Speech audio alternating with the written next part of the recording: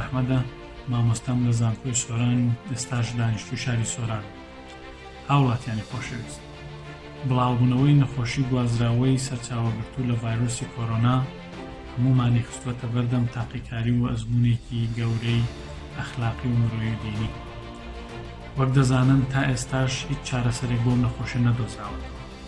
تەنها چارەسەر بریتیە لە کۆمەڵێک ڕێنمایی خۆپارێزی کە لەلایەن ناوەندە تەندروستیەکانەوە دەرکرا. وەزارەتی تەندروستی حکوومەتی هەرێمی کوردستانیش کۆمەڵێک ڕێنمایی تەندروستی دەرکردوون کە هیوادارم هەر هەمومان بەو پەڕی هەستکردن بە بەرپرسیارەتی بتوانین بە باشترین شێوە جێبەجێیان بکەین و پابەند بین پێیانەوە تا خەندە و خۆشی و ئاسوودەیی بگەڕێنینەوە بۆ ڕوخسارەکانمان و دڵەکانمان و تێکرا لەگەڵ ئازیزانمان شەقام و کۆڵانە چۆڵەکانمان ئاوەدام. من ڤاریم سالار، شێوەکار و دیزاینەری جلوبەرگ لە شاری سلێمانیەوە. پەیامی من بۆ ئێوەی ئازیزان خۆشەویست ئەوەیە کە لە ماڵەکانتان بمێننەوە، پابەندی سەرجەم ڕێنمایە تەندروستیەکان بن بۆ پاراستنی گیانی هاوڵاتیان و لە دەستنەدانی ئازیزان و خۆشەویستانمان پێویستە هەمومان لە ماڵەکانمان بمێنینەوە. من ئێوەم خۆش دەوێت لە ماڵی خۆم دەمێنمەوە، ئێوەش بۆ لە دەستنەدانی ئازیزانتان لە ماڵەکانتان بمێنەوە بۆ ماوەیەکی کاتی سەردانیکردنەکانتان ڕابگرن.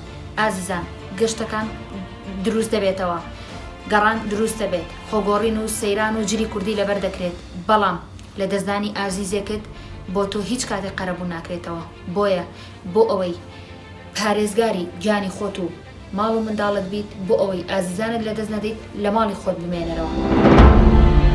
عزیزان، من یحیی ئیبراهیم ئەربیلی پیشەمە زێرنگریە بۆ ماوەی چەند ڕۆژێک دوکانی زێرنگریم داخستووە لەبەر ئەم بارودۆخانە خوازراوەدا، بەڵام بڕیارم داوە لە ماڵەوە بمێنیەمەوە بۆ پارێزگاریکردنی لە تەندروستی خۆم و خێزانەکەم و گەلەکەم.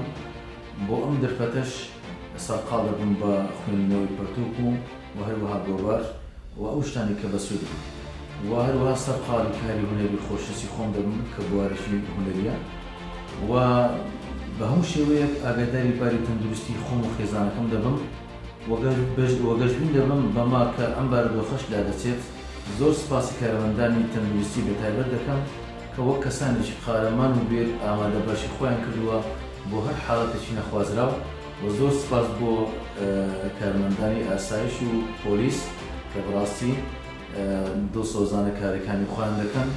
هیوادارم کوردستان و هەموو وڵاتانی جیهان سەلامەت و دوور بن لە هەموو ناخۆشی و نەخۆشیێک.